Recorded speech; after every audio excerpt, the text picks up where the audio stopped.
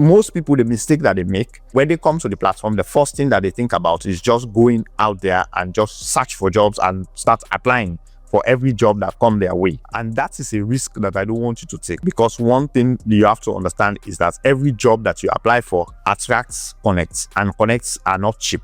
So connects, you have to buy connects on the platform. And imagine you are not making money. Maybe you are new to the platform. You've not started making money yet. You start spending too much money on connects. It will not help you. What you need to do is to carefully look at the jobs that comes your way, and then carefully apply to jobs that properly aligns with your experience. I'm being careful in saying this because think about it. If you just apply to every job, at the end of the day, you spend all of your connects, you will become naked. You don't have money to buy new connects, right? You have to wait maybe a month or two before you start applying again. So what I would say is use your connects wisely, and then look at the job. There are tiny things that you need to pay attention to when selecting which job to actually apply for, and that's what we're going to do. So let's take an example. Okay, since I'm a product manager, the jobs that will be shown here might be product management focused jobs. They have the similar characteristics, the same thing. You just need to look carefully. So let's say I'm looking for recent jobs.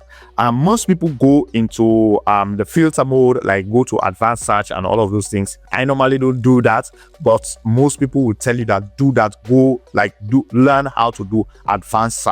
If you want that, please let me know on the comments. I will make a video to show you how to do advanced search, how to filter all of these things so that you can get those jobs that you're looking for. All right, but I normally just come to my most recent and then look at the jobs. All right, so what do you look for? Number one, for me in particular, I know there are these short jobs that just come in for a month or maybe less than a month and so on. Normally, I don't go for those jobs. If you are starting on the platform, avoid jobs that are one month or less, because you are just wasting your connect. You can get feedback, yes, but what will happen is you will finish the job and then you go back to the same status where you were. So don't spend your connect looking for jobs that are less than 1 month. That's one thing. So you look at what's the estimated time, okay? 3 to 6 months. Okay, this is not bad for a beginner, so you can take a 3 to 6 month job, and then it's less than 30 hours. For me, I will not apply for this job, but for a beginner, you can apply for this job. This is optional. So these are the first things that I look for. I always apply for a job that is above 6 months plus, and also the hours per week should be above 30 hours, because I want something permanent. I want something stable. I'm starting on the platform, and my first job was really stable. It was more than 6 months. I stayed there for a couple of months, and then I built my reputation over those months. I gained my badge, my first badge, and also I got like consistent income, and Upwork recognizes me as someone who is serious on the platform. Do you see? But if you go for these short jobs, you do them, you forget about them, they can give you feedback. So there are ups and downs to this. So it depends on what you choose. Well, for me, my preference is for a job that's a 6 months plus, and it must be 30 hours plus. If it does not have that, I don't go in for that job. So that's one thing. The second thing is to look whether the payment is verified. The client payment, whether the client's payment is verified. This is really important. If the client payment is not verified, then I am very, very skeptical about applying for that job. And if I have small connects, I don't have too much of connects, I will not apply for a job where the payment is not verified. What this means is that the client has put input, they have entered their card into the Upwork system. The card is already there and it's working. So when I work for them, they will be able to pay me. That's what it means. Also, you can see how much the client has made. This is a Ghanaian client, and they are looking for this is an interesting job. In fact, business system analyst with light automation and task coordinator. Wow, okay, I could have applied for this one. Anyways, so let's go into this. I think this is a good example. So if you like the job, what you can do, you can click on this. Maybe you want to save it, but normally I don't save jobs. I just go straight to it. So you can see the job description. Now, the second thing is make sure you read your job description properly. Make sure you must. This is something that the client is requesting. You must be analytical and be able to write user stories for all types of work. have at least 20 hours availability, be able to turn around in 24 hours. That means you need to deliver in 24 hours. Do you see the requirement? These are very tight requirements. If you cannot do it, then don't go in for this job. And what they mean by being analytical is that you should be able to look at a particular requirement and then come out, look at the things that are said and the unsaid things. You need to have that ability. I could have applied for this job if I want to, but I don't want to because I'm too busy, guys. Like, I have other things going on, so let someone else have the chance. Anyways, so I'm basically, you need to read the job description properly, understand what they are asking for, and then go to this next panel. This panel here is very important that you pay attention to that panel, guys.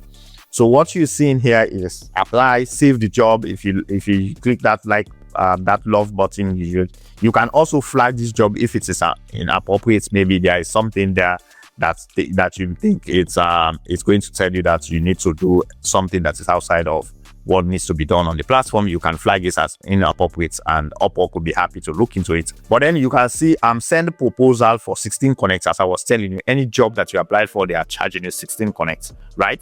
My current available connects is 169. I think I have a lot of connects there. The other thing that is really important is the reviews. How many reviews this guy has, right? It's important that you look at the reviews. The reason is sometimes some clients really get like really poor reviews. So the reviews is not just you are going to get a feedback. The client is assessing your feedback, but you can also assess the reviews of the client. How bad is the reviews? If the reviews are really bad, then I don't apply for a client who is not having 5-star reviews, right? So how do you check that? Then what do? We come to the bottom here. Look at the reviews that the client gets. To the freelancer, there is no feedback. Like, the client literally doesn't leave feedback for the freelancers. So it was a learning opportunity. We'll definitely work with her again. So definitely you can see that the client has left a review, but this is a negative review. This is not a positive. It's not bad, but it's not good either. As you can see, it was a learning opportunity. We'll definitely work with her again. All right. Learning opportunity means that the person it's not bad, but it's not exceptional. That's what it means.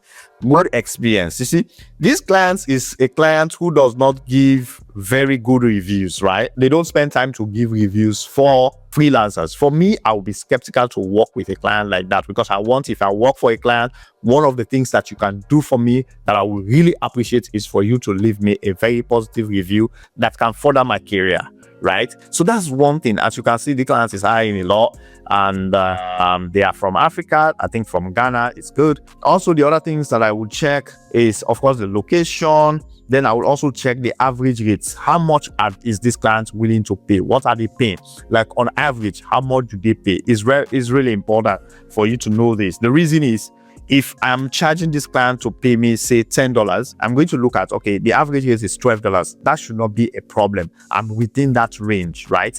But I will not want to ask this client to pay me $50 per hour if the client's average rate is $12. I will have a lot of pressure on myself. Like, I'll put a lot of pressure on myself, because even if they hire you, the expectation of the client will be too high and you will not be able to meet that. And it's not realistic for a client to have unrealistic expectations of you, because you are just a human being and you are there, you can make mistakes, you are also there to learn. You should be working together to have results. But if the client is expecting that your results should be 100% perfect or even above 100%, then that's not realistic. You will definitely falter, and then they will leave you a very nasty feedback. In that case, you have to make sure your rates loops around that average rates. All right. It tells you that the client's average rate is 12. So you have to pay attention to those things. The next thing, I think I've discussed these other sections here, which you need to look at, how you should look at them and what you need to expect. All right. Then look at the other thing. Normally, I also pay attention to things like how many invites does the clients has sent. Now, the clients have sent 11 invites. and 11 people have not answered. So none of these people have answered. So, and also there is less than 5 proposals that have been sent. So this is a good time you can send a proposal to this. Sometimes I also take a look at the skill set that are required. This is really important for you to take a look at. Let's say you are looking at this skill set. Look at what they are asking for. If there is anything that is outside of your domain, it's good to have a few things that are outside of your domain, because you need to learn as a freelancer. You don't need to work on a job where you don't have any opportunity to learn. So let's say 60 or 70% of these things are outside of your experience level, then don't go in for that job, because at the end of the day, you just go in there to embarrass yourself. But if you have like 50 or 60% or even 70% of what they are asking for, I would say a very reasonable percentage is 70 to 80% of what they are asking for, because this is a freelancing job. They are paying you to go and work. They are not paying you to go and learn. So 60 to 70% or even 80% of what they are asking for,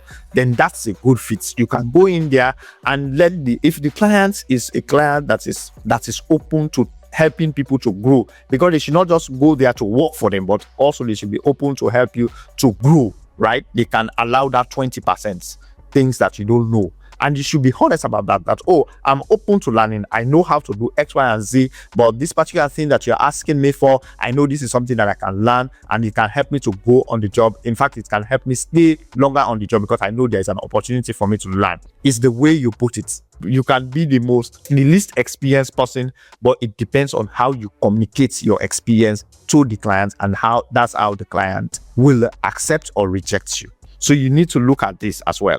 Take a look at it and see if you are within that particular range. So if the client has sent multiple invites and you see that they have sent too many invites, sometimes it's a very risky job. If they have sent too many invites out, it's a very risky job for you to apply if you are not invited.